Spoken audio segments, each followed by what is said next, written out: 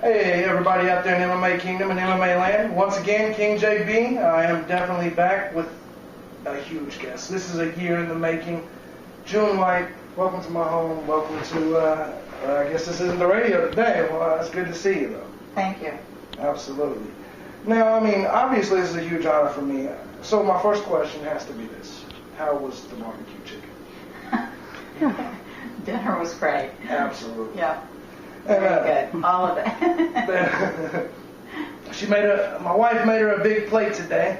We make big plates here, and I still haven't eaten my chicken, but she says it's good. We're gonna get to it. Obviously, you're here in Clearwater, Florida. You're up there from New Hampshire. I gotta ask you, what are you doing down here in Florida in this time period? I came down to my mom's trailer.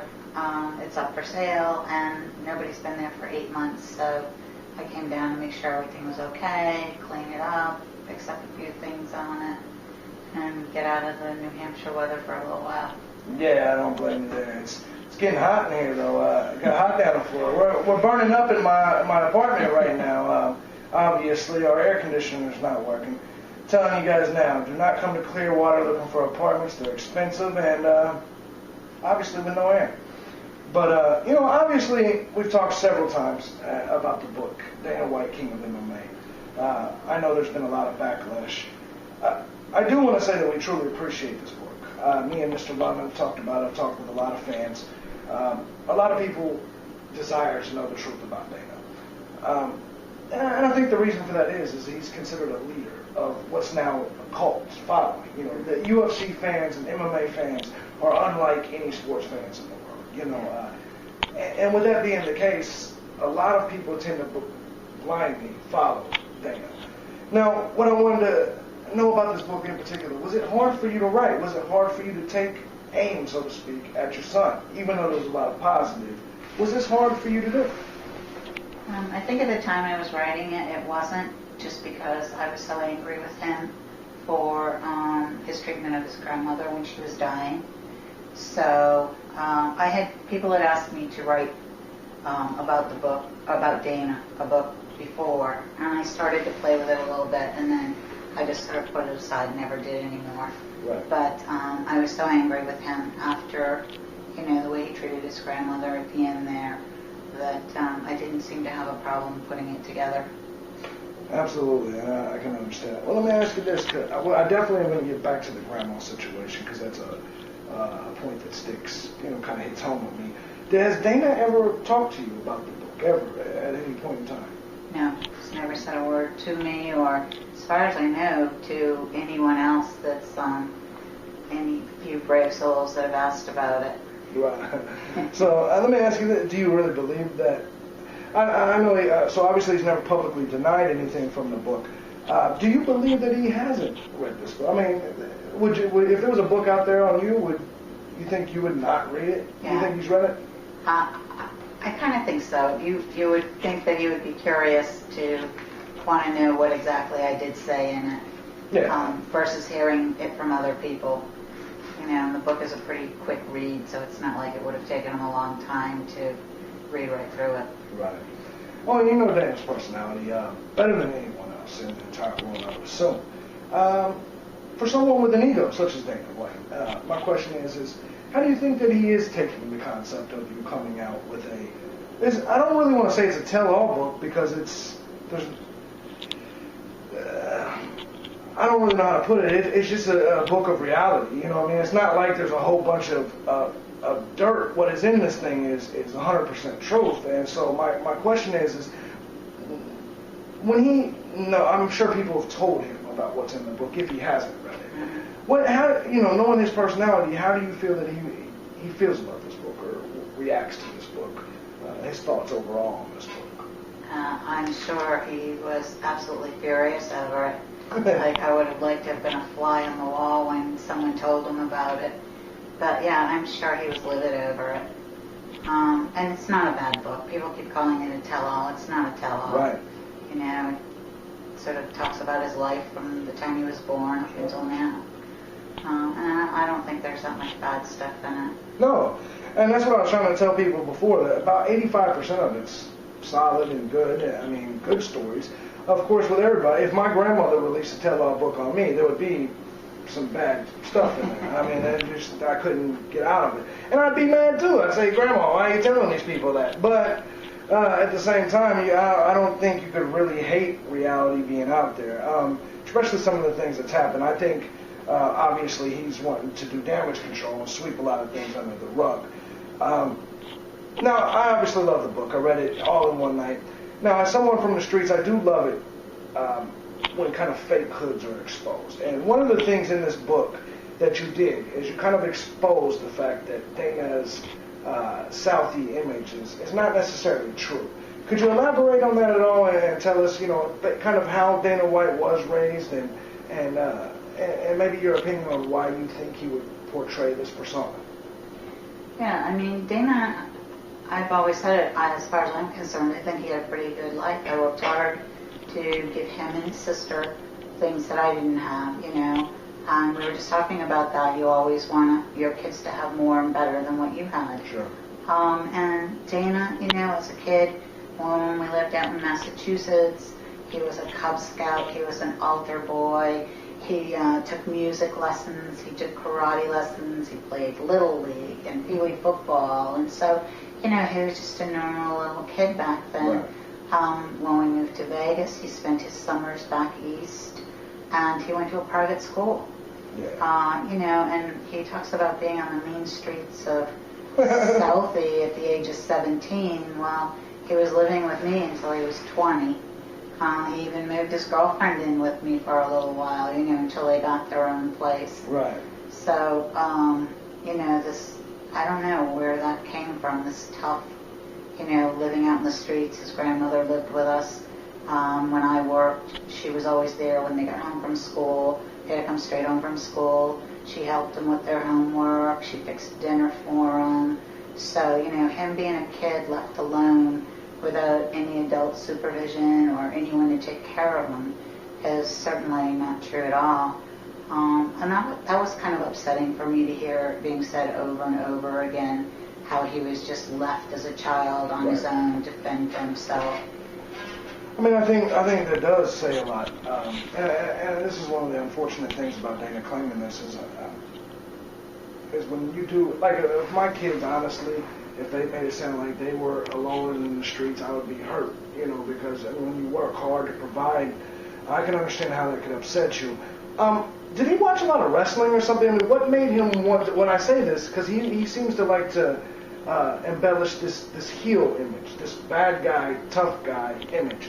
Do you think this has something to do with the sport that he's in? Was he maybe addicted to the mafia shows when he was a kid? Or, I mean, what do you think it is that has him creating this persona? Does he think this is marketable? I'm just kind of your opinion. Yeah, we did live in Southie for a while, sure. And he lived over there. And Southie is that kind of place. Not so much anymore. It's become very expensive and upscale. Right. But it used to be a lot of tough guys. Whitey Bulger came from there and his gang. He just now got caught. You know that, right? Last year, right. Yeah, finally he's like 80 years right. old. Yeah. And there was that image of, and everybody almost wanted to grow up and be that. They wanted to grow up and be Whitey Bulger, or they wanted to grow up and be part of Whitey's gang. So it was sort of the way of life in Southie at the time. And Dana was over there for part of that, and some of the people he knew were part of that. So I think that's where it came from. Sure. Obviously now he has power, almost like a mafia don, in the aspect that he has a lot of people that he pulls the strings with. Do you believe that the power that he has is what's created this new Dana? And just kind of curious, this new Dana that you've discussed in your book, when did you notice it, and kind of how has it affected you personally? I like that they call him the bald father. I think that's kind of funny. Yeah. When the UFC finally started to turn around and become a little successful, and they started making money off of it, I could see changes in Dana. And I would tell him all the time, remember where you came from, keep your feet on the ground, remember who was there to support you when, this was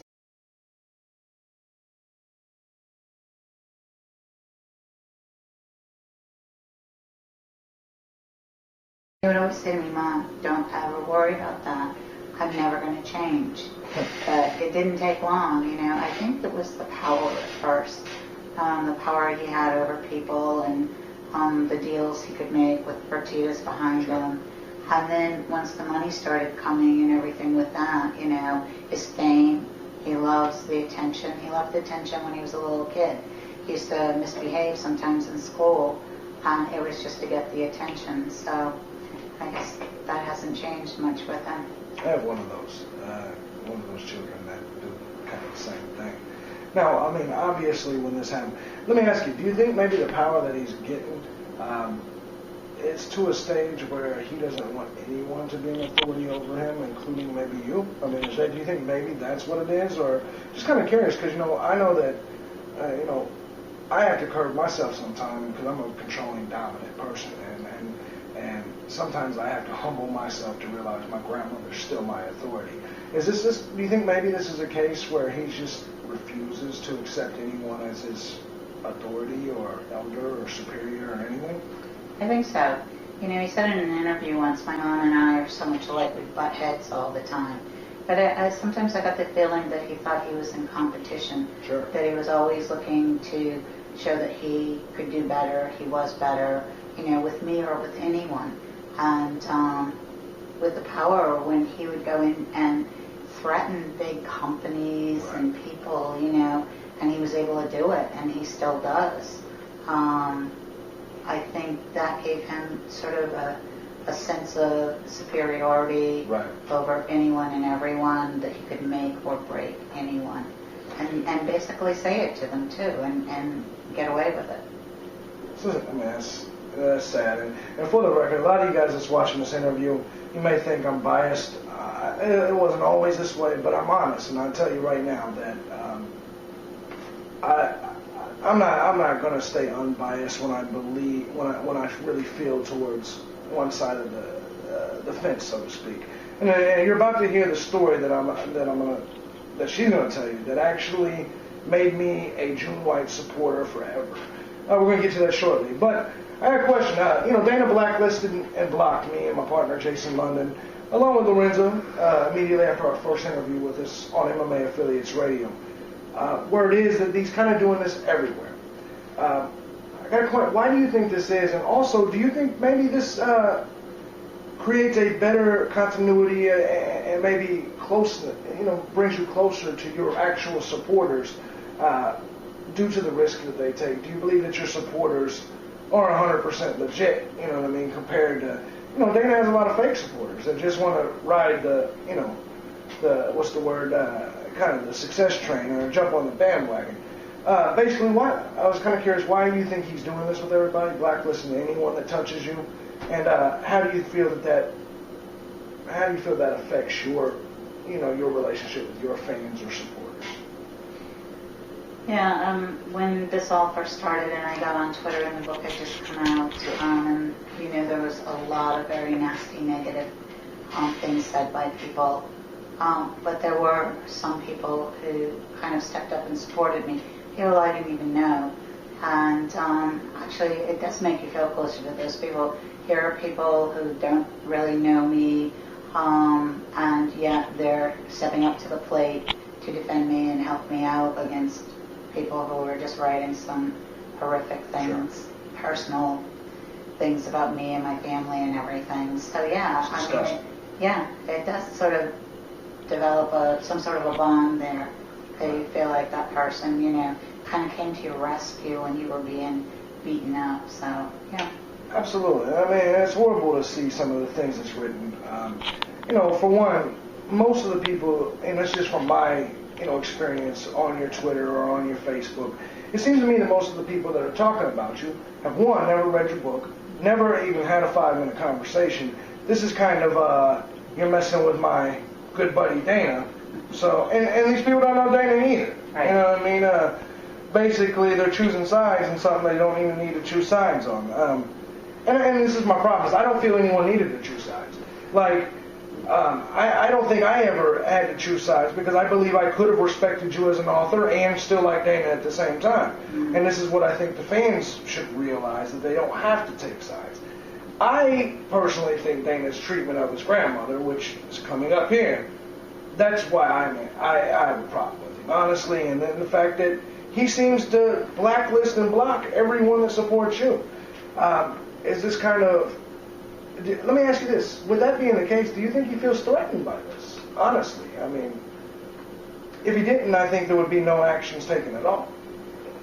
Yeah, I thought when the book came out he would do something. I thought maybe he would file a lawsuit, try and block it or something.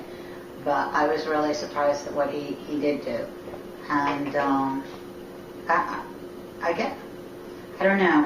When he started blocking everybody on Twitter, it was just so childish that I couldn't believe him and Lorenzo were doing it, I say to people when they find out that that's why they got blocked, that, they're a couple of behaving like a couple of mean junior high school girls, that's what the mean girls would do in school. Absolutely.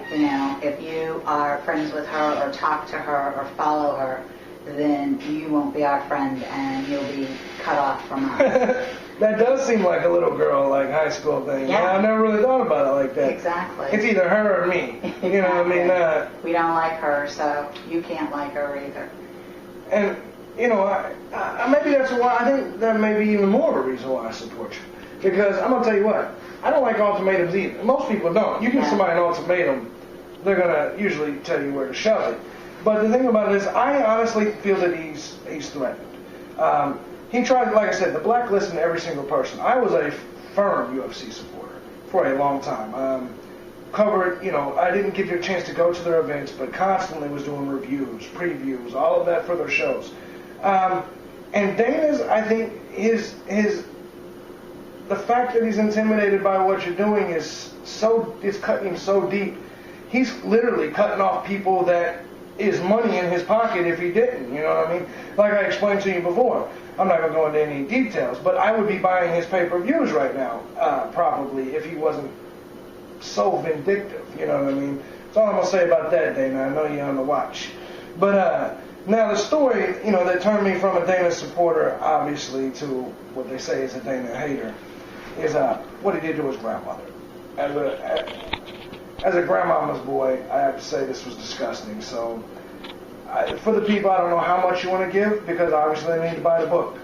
But whatever you feel like that you can give the fans, I'm sure there's a lot of them that still haven't heard the story, and I think they need to.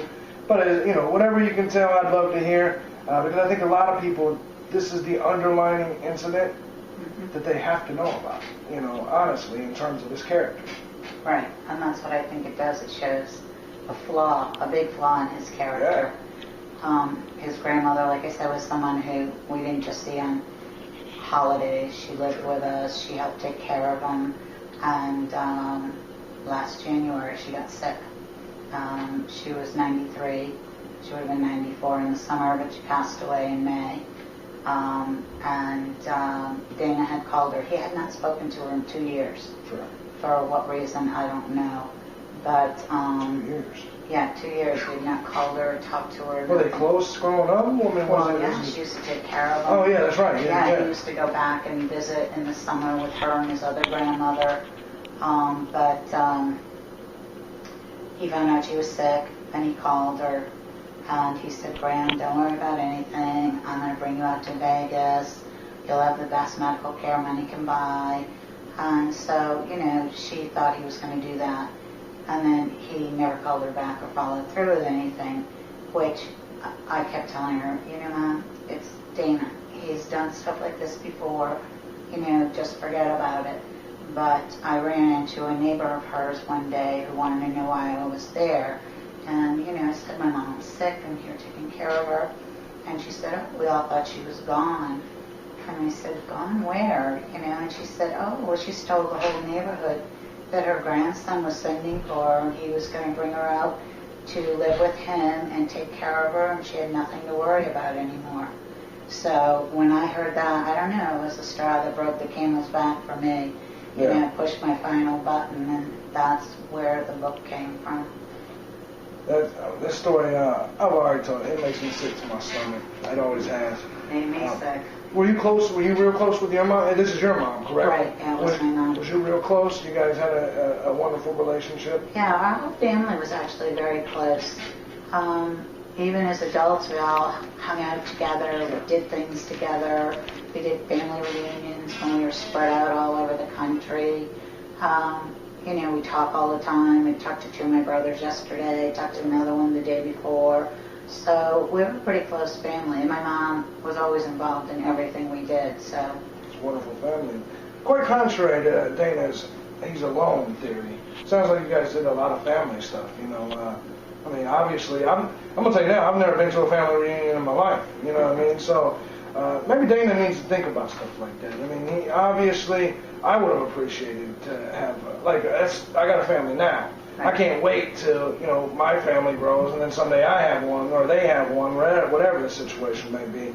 So a lot of contradictions in terms of what he's said. With this grandmother thing, you said you guys were close. Was this kind of the straw that I know you said this is why you broke the book? Is this what Dana has done with his grandmother? Is this almost unforgivable? Is this something that you think about in your head and you say, I don't know if I can ever forgive this?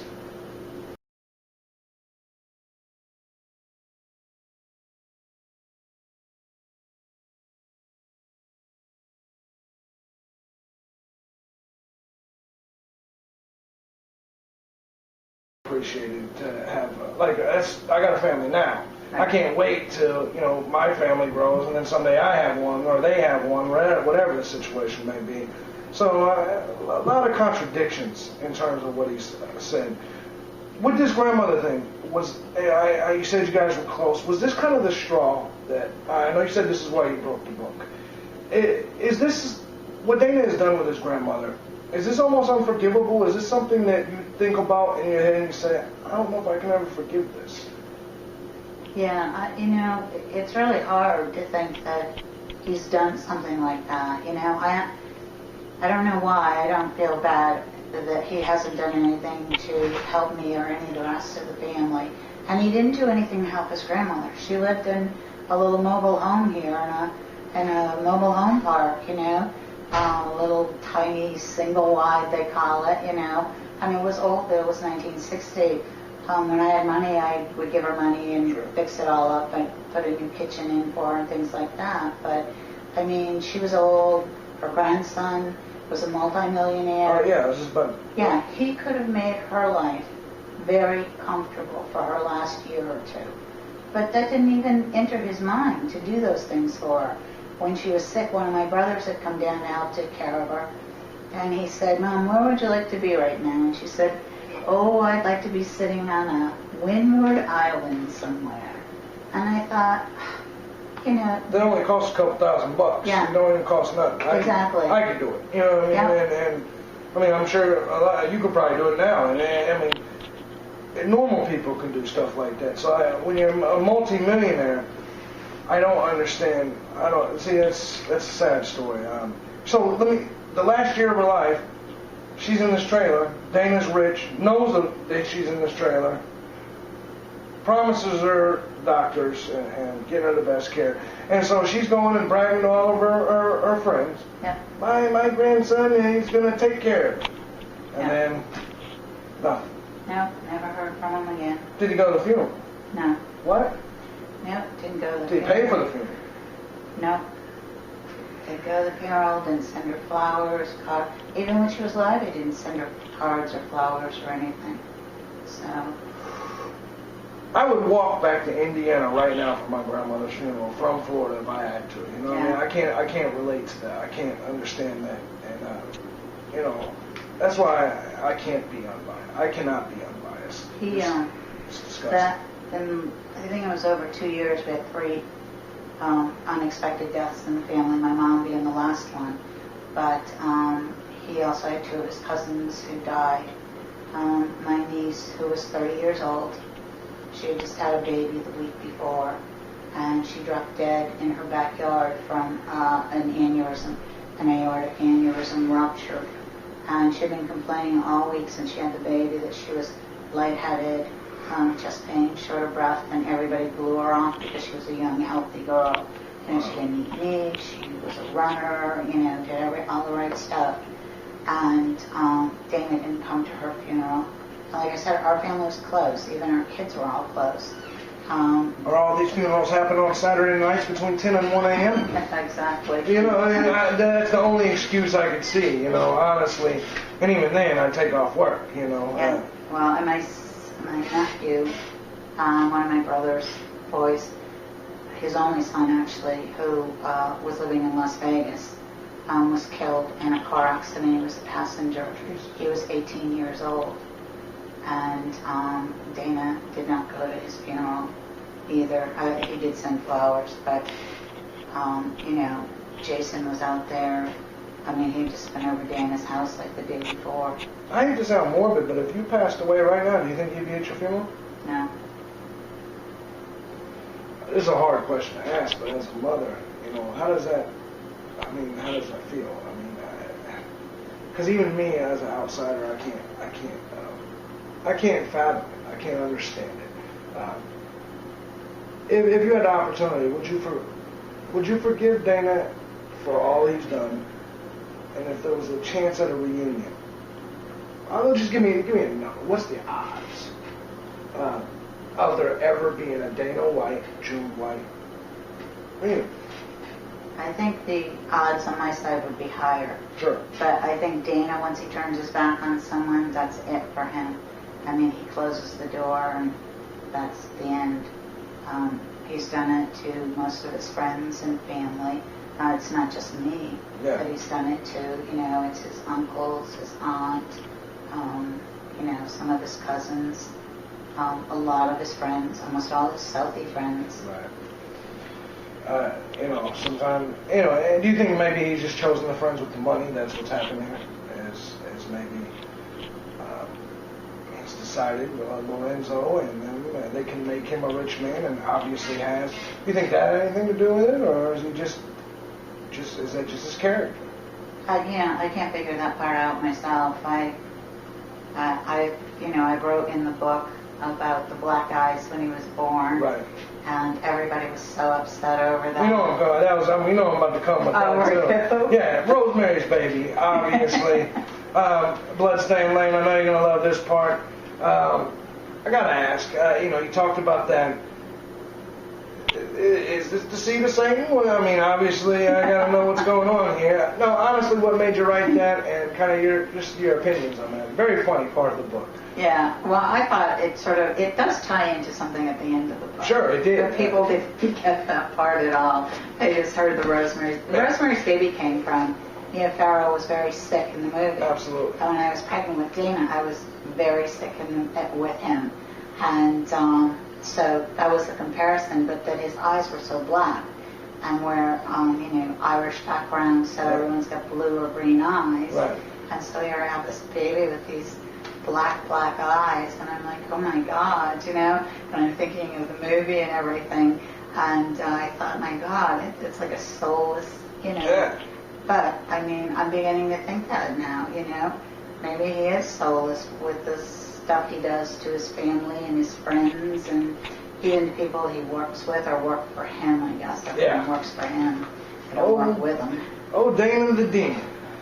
Exactly. I actually wrote an article about that. Like I said, you know, I've been critical of Dana. Speaking of criticism, I got to ask you, you know, how do you feel of the networking media backlash on Twitter, Facebook? Has it affected book sales? And just your overall view of that? You know, I mean, obviously you have your supporters, and as we discussed before, I think with some of the risk that's out there, I think you have an opportunity to really know who your real supporters are, compared with, like I said, Dana, who doesn't really know. You know, right. The backlash. There's been nasty things, we've discussed it. People that have questioned your motives. How has it affected your sales? Do you believe it's affected your sales and overall opinion by the public for June White? Yeah, absolutely. Anyone in the beginning who wrote something positive about the book, especially like on undergrounds and things like that, it was immediately removed. Yeah. And people were actually banned from some of the undergrounds for bringing it back up again. And then, there were writers for certain, I said to you, Cage Potato. Yeah. Really, they would write articles, but nobody would sign their name to them. They're jerk-offs. Yeah, and they wrote some horrible stuff. You could tell they never read the book. Mm-hmm. But, my opinion of them was they were trying to kiss Dana's ass to get back in his good graces. But then... They were blacklisted at one point, just so you know, and I think that's what it is. I think Cage Potato was blacklisted like about a year ago, and I think that's probably what it is. I hate to interrupt. I just want to throw that out there. Well, and then there were people who actually received phone calls telling them that they better remove, anything about the book or me or the picture of the book from their websites, or they would be blacklisted from MMA forever. One of those people was a person called Lagarde, right. And he had it up, and he told me afterwards, he said, I feel bad because I did everything they wanted because, I didn't want to get put on the outside. And he said, it bothered me so much. And he said, I had still done it anyways. But he said, what I got for it? He said, my credentials were pulled. He said, so I did everything they asked of me. And he said, I still had credentials pulled. It's funny because I remember when you did the interview with Middle Easy or whatever, that it actually had to be posted a couple times. The owner of the video had to send it to me in my email because Zuffa kept taking the video, finding a way to take the video down. They haven't been able to do it on mine, and they're not going to take this one down either. But I see that they're trying. No offense to the Garf, but I got to say this. Do you think that that maybe this industry, and especially in your case, it needs more people standing up to Dana? Because I'm letting you know, Dana, I'm not taking the shit down, period. Bottom line. My question is, do you believe that more people need to start calling him on his bluff? Because think about it. If the MMA media all called him out on his bluff and said, we're not going to let you control this. We're not going to cover your event. Imagine a press conference with no media. Who's going to... MMA is not that big yet anyway. So what I mean is, it's getting there. But in terms of the NFL, NBA, where it wants to get to, if there's no media to help promote it, how's it going to go? So, do you think maybe it would take something like a mass group of people saying, you know what, Dana, you're not running the media here? Is that what you think it would maybe take to change things? Yeah, it really could if they all just banded together and stood up against him. But I don't think that's ever going to happen because there's enough of them out there that would do anything to climb over the backs of somebody else to get in a better position, to do their MMA stuff. So, you're right. If the media said, we're not going to cover you if you keep, treating us like this and treating people this way, UFC wouldn't be very, very popular or big or, continue to grow. But, there's too many people who just don't go that route. And, sometimes, Dana, you saw what happened with Loretta Hunt. I hate to say it, it actually worked with Loretta. Big ups to Loretta. I love Loretta Hunt. The book is doing well, so now she's getting back out there. But in terms of journalism, he did hurt her. You know what I mean? Yeah. With me, it's not hurting me because I don't care if I go to a UFC event or not. Big ups to Bjorn Rebney, Bellator, all you guys out there. But the truth of it is, I think some people do fear that. I think they fear having the X. But at the same time, I think journalism is about integrity. If you don't have it, I think everything in life is about integrity. So just me personally, I can see the day when people do it, but we'll see how it goes. Now, I know you were, I got to ask you this, as a mother, you saw kind of everything Dana did for many, many years. Can you elaborate on the womanizing ways of Dana? That's something that I don't think a lot of people know about.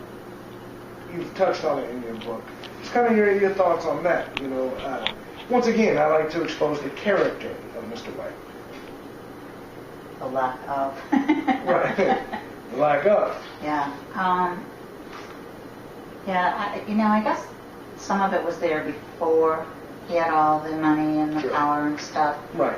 He was with one girl for quite a while. I think I mentioned her in the book. Absolutely, you did. Your longtime girlfriend. Yeah. Right. Yep.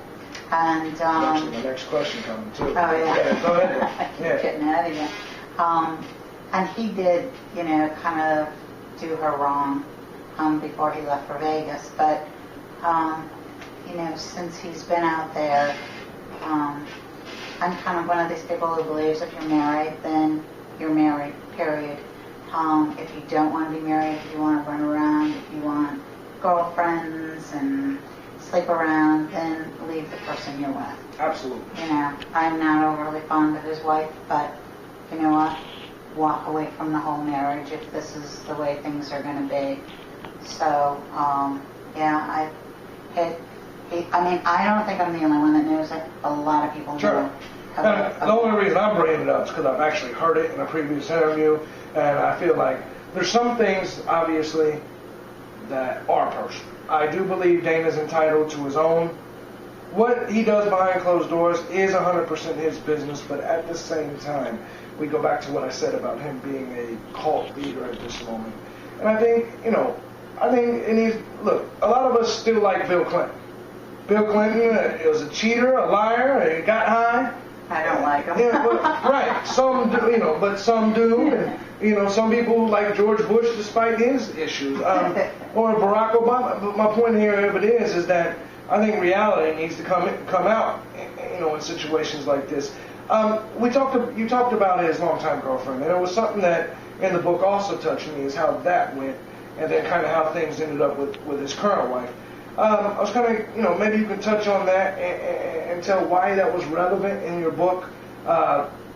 Was it kind of an aspect of showing his character?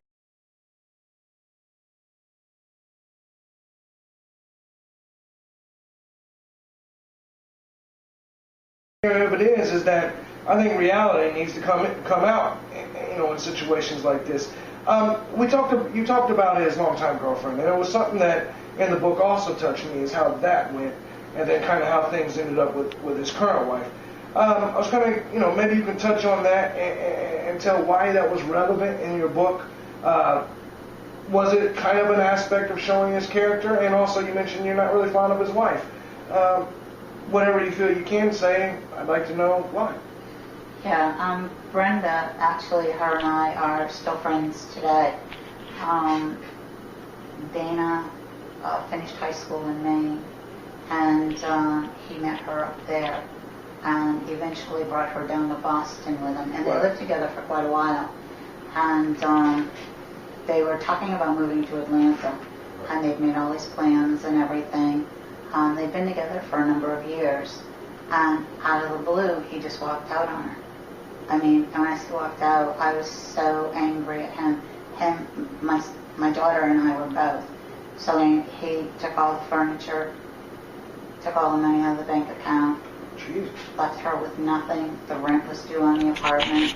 I found out about it and called her, and I said, he told her, go back to Maine, go back to your parents. Right, yeah, that's right. And so I called her and said, what are you going to do?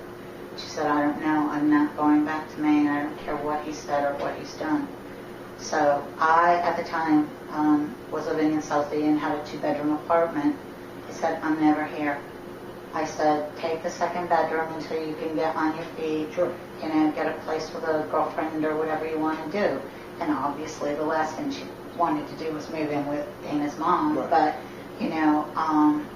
she did because there was nothing else she could do.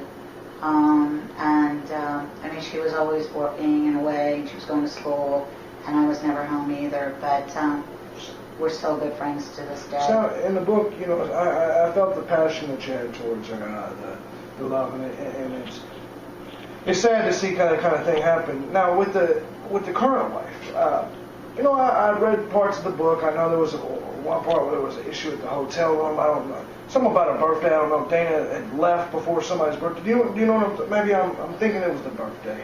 So one of the kids, there's something that was going on. No, it was his sister had something, and he had promised. Yeah, if you don't mind telling that story, right? Because he had went ahead and got on the plane or whatever, and yeah, you can tell better. I do. Yeah, he had. He was going to be the godfather to her little girl, and 3 times he canceled the coming back for the christening. Right, that's what it was. And he had lied to her about why he wasn't coming back. One of the times they were in the Bahamas on the Fertitas yacht with the Fertitas, And I think he told her he had to go to Japan, and he was the only one that could go and take care of this meeting and everything. When I found out, I couldn't believe it. I'm like, you know what? Do not let your sister know this is why you couldn't come back for the baby's christening. Right. So he finally did come back, and he came back with Annie, his wife, and their 2 boys, and he stayed for a week so that he could visit with family and friends and everything. And the christening was like the second to last day that they were there. And the night before, he wanted to go out and have a party at one of the clubs and have everyone come. Well, his sister didn't go, I didn't go, Right. and he got mad. And my sister called me the next morning and says, "Oh, what are you doing?" I said, "I'm trying to hurry to get to the christening. I'm going to be late." And she said to me, "Oh, they're still having it?" And I said, "What are you talking about?" And she said, "Well, Dana's mad at everyone, so I heard that he called for his jet and he's leaving." So I hung up on my sister. I called Dana's cell phone and it went straight to voicemail. So I called the hotel and asked for his room, and she said no calls are to be put through to that room. Didn't he go snatch the kid or something like that? Or oh man, I was sick to my stomach. Yeah. I was sick to my stomach. I went flying over there. Right. Went up to the room, went in. Dana and I were in this huge screaming match. He's in the bedroom packing. His wife's sitting in the little living room. They had a suite. Eating breakfast. She's in her bathrobe and watching TV with the 2 kids. The christening's like in 45 minutes.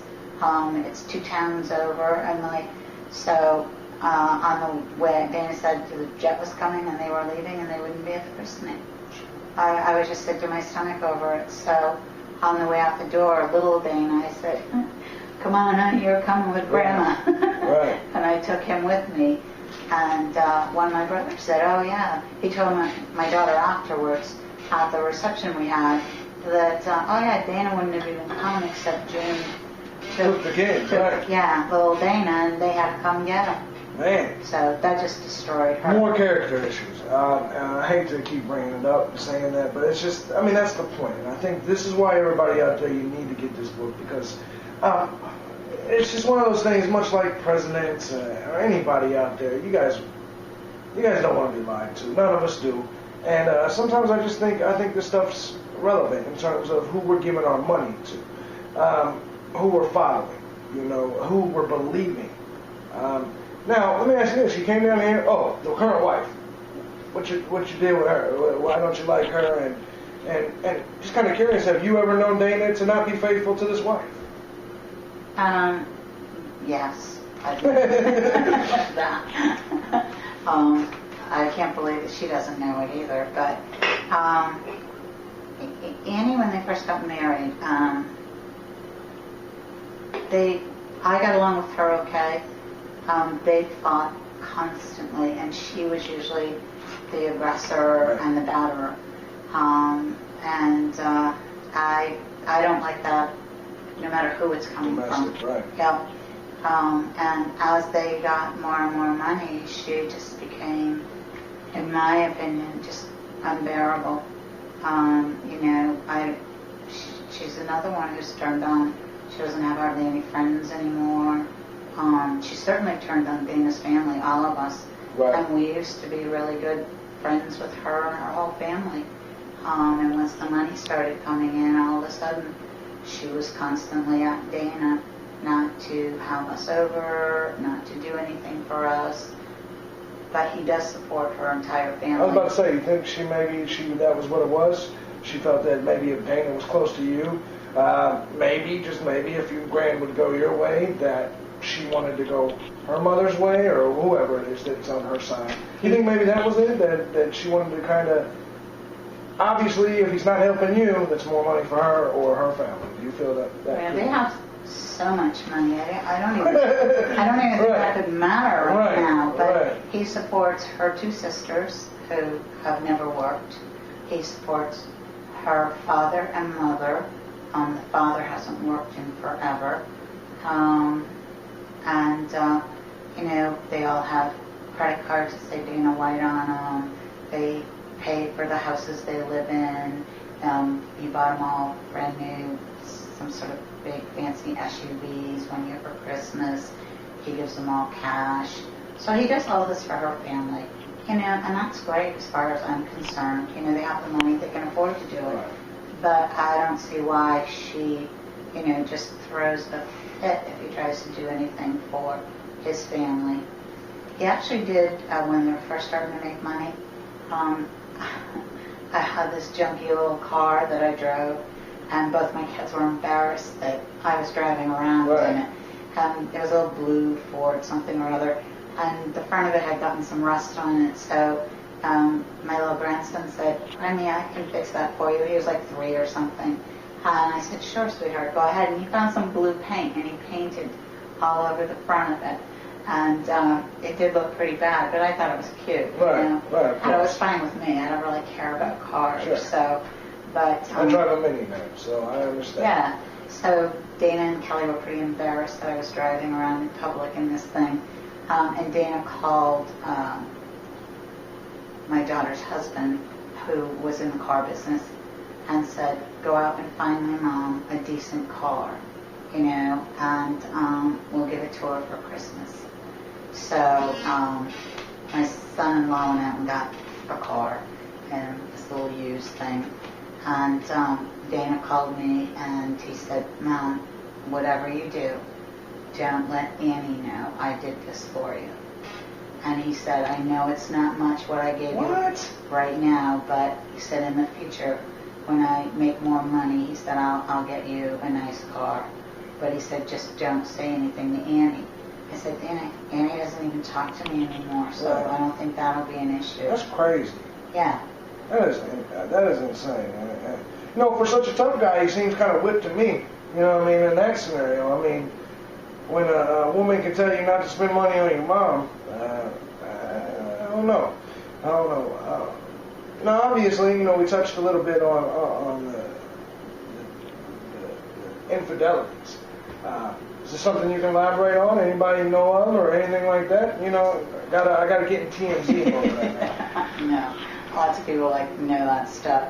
I think lots of people do know that stuff. Right. Yeah, there's a lot of things I don't know. I couldn't put out there. Sure. I know them. Other people know them. Anybody in the business, anything like that? Anybody, point me in a direction of the type of people. They're the type of people that no one you bring home to your mother.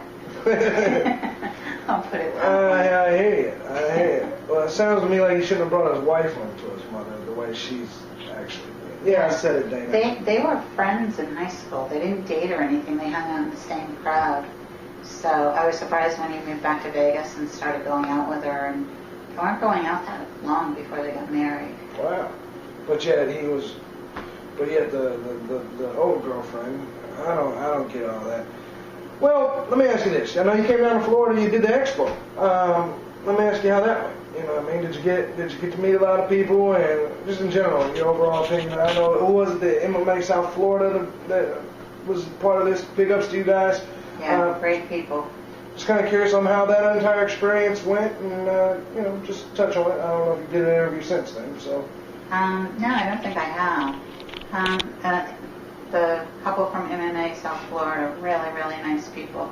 And there were a few other people I met there that were very nice, and it wasn't quite what I expected it to be, but it's always nice to go somewhere and meet new people. Sure. And MMA South Florida, I'd been online with them a few times, so it was nice to finally meet them. And then there were some guys next on the other side of me, Sure.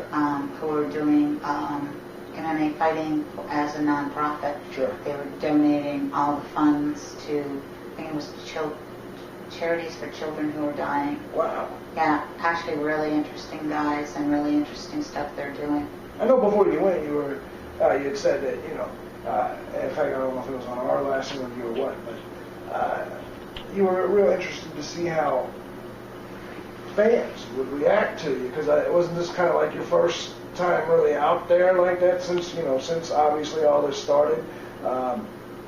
Did you have any negative experiences? No, I didn't. I thought I might, but no. Everybody's, usually once they meet me and start talking, they all seem to be pretty nice.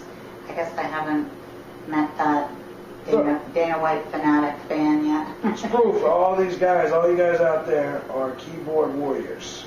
Proof is right there. You know, everybody talks that crap online, and I'm not daring you guys. Leave Mrs. White alone. But the point of it is that they do that, and it shows their character. It's because they can be anonymous behind the thing. Speaking of the anonymous, did you? I don't know if you got a chance to see how anonymous the group had hacked their website. All that information was put out about Dana. Did you get a chance to check that out? And was that information accurate? Did they do a good job? And just overall, their terrorism of Dana, and I say that because Dana calls them terrorists. Yeah. Kind of your comments on that. Do you think they did well at getting it, under Dana's skin? Yeah, I actually thought it was amusing. I'm sure Dana or the Fertittas didn't think so. Only because when Dana was calling them terrorists, I can't remember, they did one little thing, and then Dana, I know, they broke into UFC.com. Yeah, right. And so Dana dared them to do it again, thinking, I don't know what he was thinking, that they had sort of shored everything up and taken care of it and it would never happen again. So, I mean, it's kind of crazy because I think it was like a little 13-year-old boy from Australia that was one of the main people doing it. Which is funny. Yeah, exactly. But those people who are into computers like that and into, those big social issues, kind of not the people you want to to come out. Kids today know more.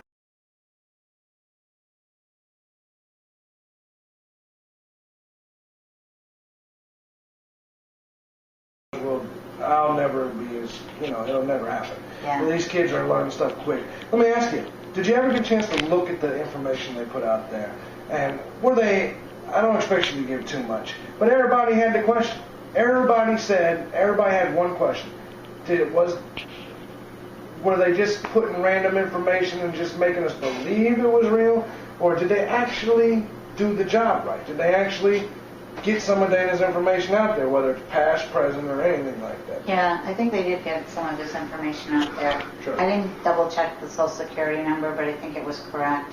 The address was correct. I think one of the phone numbers might have been wrong. You know how many credit cards are probably in Dana White's name today? We all wanted to know in the MMA community. It was like, listen, I'm not the type, I'll never go back to look at it, I could care less. Yeah. But to know they actually did it, yeah. I know, because Dana's looking at me, he's telling everybody, no, they did that ain't me. Yeah. And if it really is him, I could picture him sitting there pissing all over himself saying, oh my God, you know what I mean? We're talking about a multi-millionaire with a social security number on the internet. Yeah. I don't know. Well, it's like when I did the video and the UFC had it pulled right away. Right. But then they also started claiming that wasn't Dana's mom that was on it. Yeah. It was an actress who was faking it, and the whole thing was a fake, Like. There's pictures of you and your son. Yeah. It's a joke. It's really a joke. Let me ask you, with Dana's lack of professionalism, do you ever feel that there's a time where maybe the Fertittas or anybody that feels Dana is bad for MMA? Do you think there will ever come a time that we have the UFC or MMA without Dana? Or do you believe that basically Dana's always going to be there if the UFC exists? I'm just kind of curious on your thoughts. With the Fox deal, obviously, with things that's going on, is there ever going to be that time where Dana's bad for MMA and maybe he's put out, or, by Fox or the Fertittas or anybody?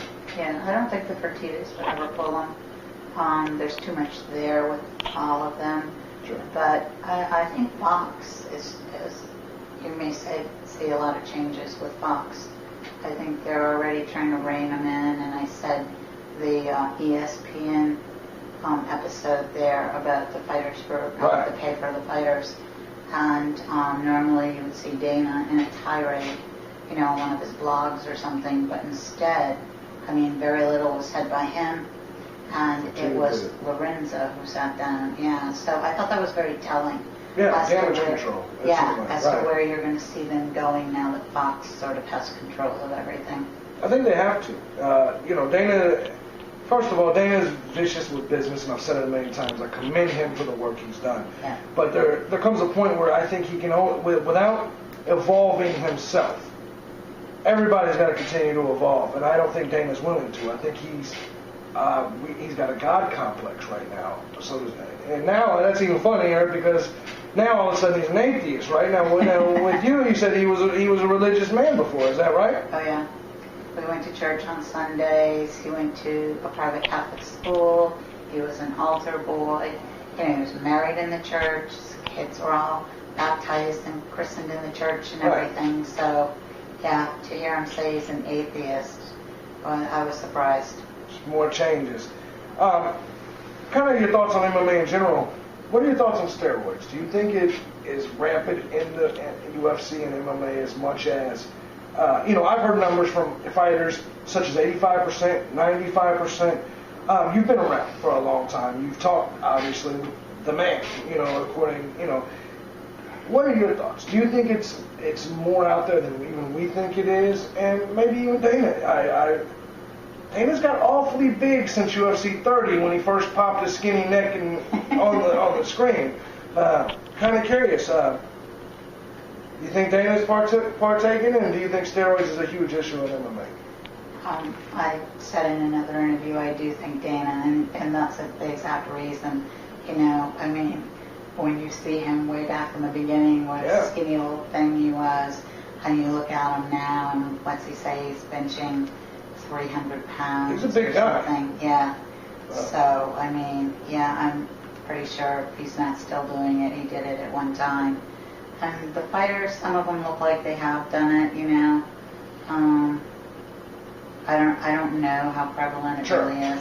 Sure, I didn't. Yeah, and I know a lot of times the only people that really know are the fighters.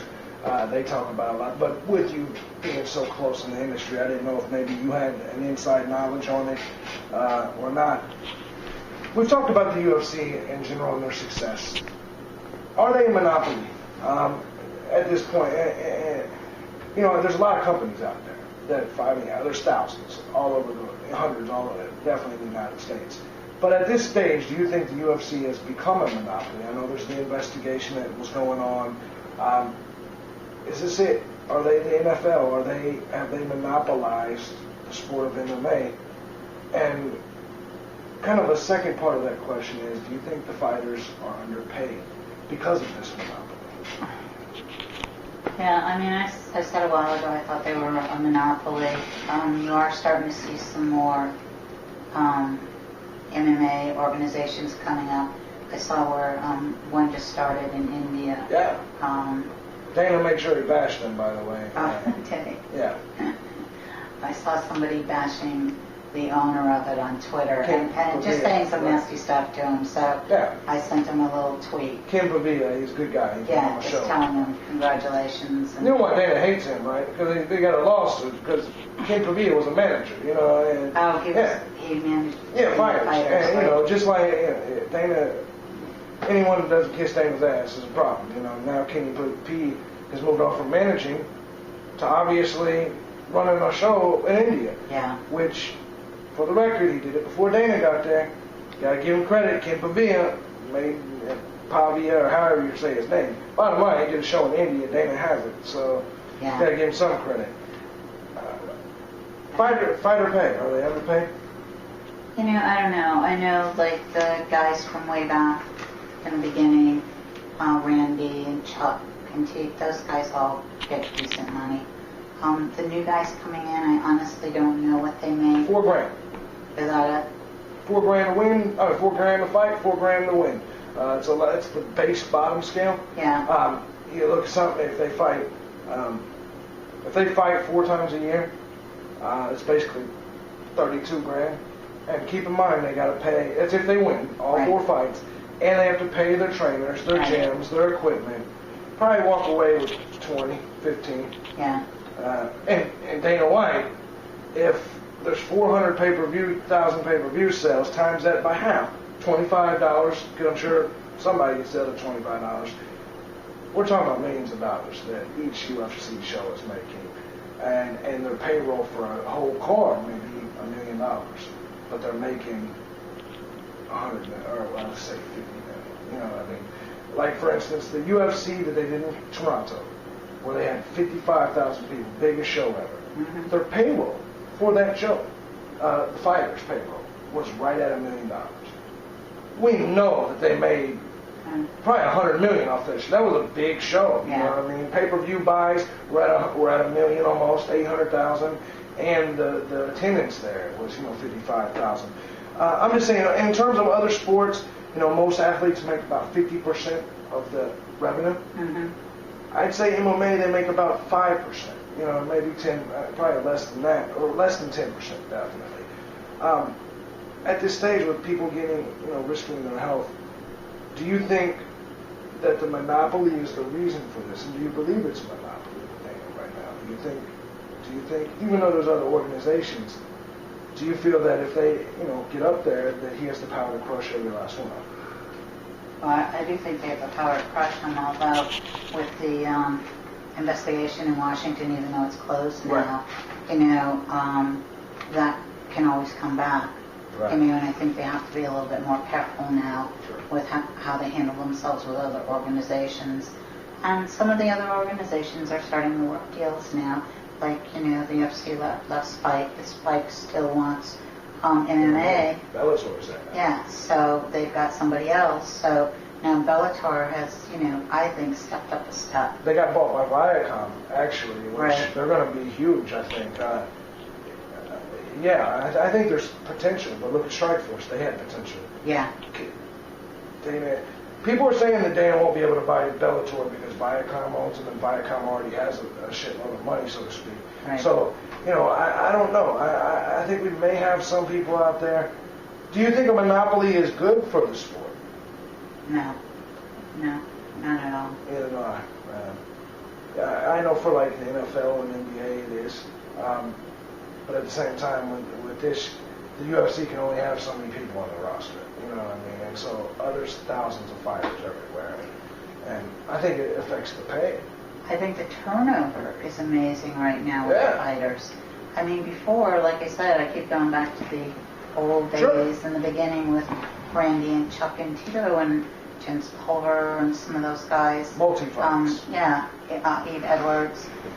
They've been around for years, and they developed a huge fan base, and they had fight after fight after fight. I don't go to the fights anymore, but still, people bring up photos, and I'm like, I don't even know who that is anymore. I watch every event, and there's fun.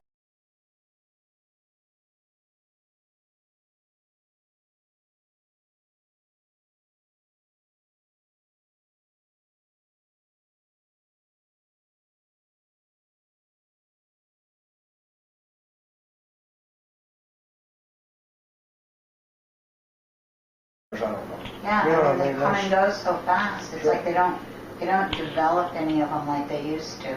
I mean, Tito, when he first started, everything was about Tito. They developed Tito. He was their poster boy. Yeah. And now Dana dogs the shit out of him. I agree, because if you look at it, a lot of the people that were built back then, the Rampages, the Randy Couture's, the Titos, they're all leaving. And you've got the people we got now, Anderson Silva, GSP, and Brock Lesnar. Brock Lesnar's going to be gone. Yeah. John Jones is it. John Jones is the only face I think that they've made. At this stage for the future, and it's because they've not given people a chance. People lose twice in a row, they're cut. Yeah, exactly. You're not going to win every fight. No one has. You know what I mean? Even the legendary Royce Gracie back in the day lost the fight. You know what I mean? It's I don't know, man. MMA's definitely changing. Some of it for the good, some of it for the bad. We talked about the past. Let me ask you, did you have a favorite fighter back then when you was into it and watching? I like Randy Couture. I like Eve Edwards. He's a great fighter. Yep. Fighter. Yeah, exactly. And Randy, just because, they called him Captain America. Sure. Good guy. Yeah, exactly. Yeah. I think he's the Hulk Hogan, of MMA. In pro wrestling, WWF days, Hulk Hogan's just that guy you almost have to cheer for, the American hero. I think Randy was that guy. Yeah. And he was older, and I don't know, he was just a nice guy. Dana didn't think he would do well. because he was older and he was too nice. Right. That's when they were promoting Tito, and he thought the fans all wanted, like, Tito was the Huntington Beach bad boy back then, and he'd do all his crazy stuff, and that's what he thought the fans all wanted to see. And then Randy whooped that ass and spanked him. I don't know if you remember that in the fight. And Randy, this was so not Randy, because Randy's not that type of guy. Yeah. By the way, I hated Randy Couture. I'm a Tito guy. Spank Tito, you know what I mean? And but I gotta admit, Randy Couture fought some of the biggest fights in the world. Great draw. I'm so sad to see him retire this year. Now I do got some fan questions real quick. I know it's getting late. You've been here a very long. I'm definitely had a wonderful first meeting with you. Rob the Toothless MMA fan Davis wants to know: are you married? If not, will you marry him so he could be Dana's father and whoop his ass? I like that question. I'm not married, but I'm not married because I don't want to be. There you go, Rob. You may have a chance, but you're the Toothless MMA fan. I don't know. You're right off the jump. That's got to be you didn't really promote yourself too well. Yeah, exactly. I understand what he's saying, though. Part of it, I think what he said and actually the message that he sent me is a lot like Dana deserved. Do you think maybe that would be something that would help Dana right now? Honestly, an ass whooping. You know what I mean? Do you think maybe it would take something like that to knock him off his high horse? You gotta think something. He's even challenged Tito Ortiz to fight. If you remember that. I do remember that. I wish that would have happened. Tito Ortiz would have kicked his ass. Yeah. But you think maybe? I don't know. I understand where Rob's coming from this. Janelle Thompson Frost. She's been on your page several times. Yeah. She wanted to know what was the #1 song at the time of birth. She said it was an inside joke with you and you'd understand. She had put something on Facebook about what the #1 song was. So Sure. it made me curious. So I went back to look and see what it was for me. And I almost fell over when I saw it. Rudolph the Red-Nosed Reindeer by Gene Autry. Man, that is hilarious. And you know what's really funny about that? Is Dana, when he was young, like around 2 years old, he used to go around singing that song all the time. It was the cutest thing I've ever Man, saw. I wish we had that video. Rudolph the Red-Nosed Reindeer by Dana White. Yeah. MMA Beatdown, they want to know, what's the odds of this? Are you really pursuing doing a movie with this book? Oh, that's funny. We were talking earlier that I do have a manager, and there is somebody out in Hollywood that's sort of shopping things around. Sure. There was some interest right away, and then The Warrior did not do well, and they said, they didn't think there was a market for it. But the book isn't like The Warrior. No, Warrior was... It's more like a Steve Jobs type book. Sure. Someone who comes up and makes something of themselves and builds a business and I never take any of that away from Dana. In today's reality world, I think, reality TV, I think, honestly, that type of MMA movie is going to be more accepted and sought after than Warrior. Warrior was a great movie, I thought. But the thing about it is people don't automatically assume Warrior's an MMA movie anyway. Right. Warrior, that could be in it. I remember Warriors when I was a kid. It was a gang movie. Warriors come out and play. So my point of this is that, Dana White, the movie could just be called Dana. Yeah. And it would probably, I think it would sell. But obviously, before you could do this, I personally think, getting the story out. You know what I mean? I would love to see you have this movie. I would be the first person there to watch, guarantee you. In fact, they can call me up. I'd love to do a part in the movie. But the truth of it is that I think people need to read this book. It's one of those things like even with movies now that have books to it. You have to read the book first. Yeah. Because no matter who makes this movie, there's only so much information you could put in an hour and a half. You know what I mean? The book itself, though, has a lot. And with that being said, where can these people get this book? Obviously, I know it's on Amazon. I'm going to post. It's on my website. If you guys want to go click on it, you guys there's a link to it. MMAKingdom.com. Where else can they find it? I know you got some websites out there. Where can they find June White MMA. You can go there and click on to buy it. Also, MMA Dana White. Right. They can get it there. BarnesandNoble.com carries it.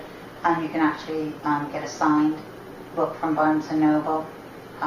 Once they get the order, that's cool. I get the book and then sign it to whoever's bought it and send it off. I'm going to do it myself, honestly.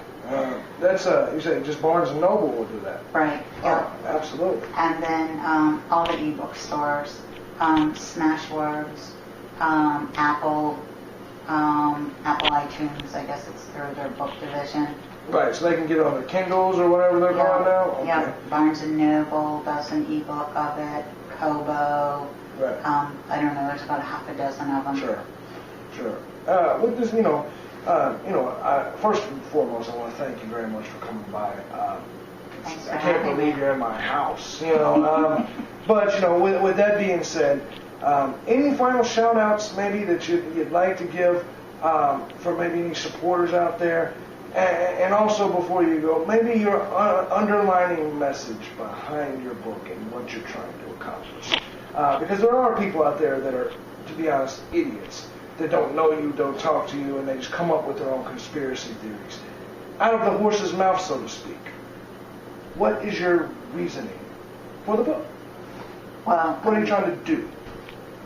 when I first put the book out, and I did pull the book shortly after it went out in ebook, and Right. it was only there for a short time, and then it was pulled. And that was hoping that Dana would read it, Sure. think about, who he's become, who he used to be, who was in his life, and who was important to him. But that didn't happen. And then when I found out that a lot of the nasty, negative stuff online was coming out of Zupa, I was really disappointed then when I heard that. Sure. So the book is out there now. It's for sale. I would love for it to become a movie, and maybe, someday in another year or two it might. Yeah, that'd be great. I know. I would like it. And maybe I would use all the people who have helped me and supported me and I'll been do there it for for me you. I'll be in the movie for in free. the movie. Let me be Dana. have I'll big cut my hair actors. bald. Yeah. Dana at one time was going to do a movie in Southie about the mob in Southie or something, and a lot of his friends there Yeah. all tried out for bit parts. I don't know what happened. They never did the Yeah. movie, but yeah. Great. It would be Great a fun. fun thing. Absolutely. Yeah, and to everyone who has stuck up for me and defended me against these idiots, somebody on Facebook yesterday Yeah. came out with something, and a number of people jumped in there, and I appreciate it when people do stuff like that. Here's some guy who doesn't know me, doesn't know anything about me or Dana, Sure. has never spoke with me, obviously has never read the book, yet made the comment he made. I'm like, where do these people come from, and how do they even come up with stuff like this? Trolls. I mean, internet trolls, and it shows you. I'll say this, though, and I told you this earlier, on the couch, that I feel that, when you got people that's going out of the way to do this stuff, I feel that means you're making an impact. You know what I mean? Yeah. Whether good or bad depends on who you ask. I feel the same way about my work. You know what I mean? But at the end of the day, a lot of us appreciate what you did. As a writer myself, I definitely, look at you as a mentor in the writing field. I would love to follow your footsteps into self-publishing and have books out there. And so we commend you for that. And I hope the book sells, it should sell. I've read this book, people, and I'm telling you right now, I read it all night. My wife was mad. I did not go to bed. Seriously. And I read it all night. And I honestly think a lot of people, once it gets out there, word of mouth will get there. I'm down to help you however I can. But the truth of it is, if you're an MMA fan, you have to read this book. We told you where to get it. June, with that being said, I thank you for taking the time here. Thanks for having me. Thank you for dinner. Oh, no problem. Next time we'll do something else for dinner. Go out. Go on the dinner cruises down the block. Oh, there we go. Yeah, absolutely. Yeah, I get seasick. I wouldn't be very good. Well, I'm gonna come up. I'm gonna come up there up north at some point. Anyway, I gotta stop in Boston and beat DiBiase's ass at some point, and then maybe Bloodstains. Big ups Bloodstain. And then I'm gonna stop up there, man. You can show me some of that stuff that's up there. I know that the East Coast up there, you guys have a lot of food I've never eaten before. Great food up there. Absolutely. But obviously, I thank you very much, and I think this has been a long interview. Yeah. It's hot. I'm burning up. As soon as you leave, I'm getting in my underwear. That's it. But thank you very much, June, and I look forward to continuing to work with you in the future and moving forward. Thanks. Thank you.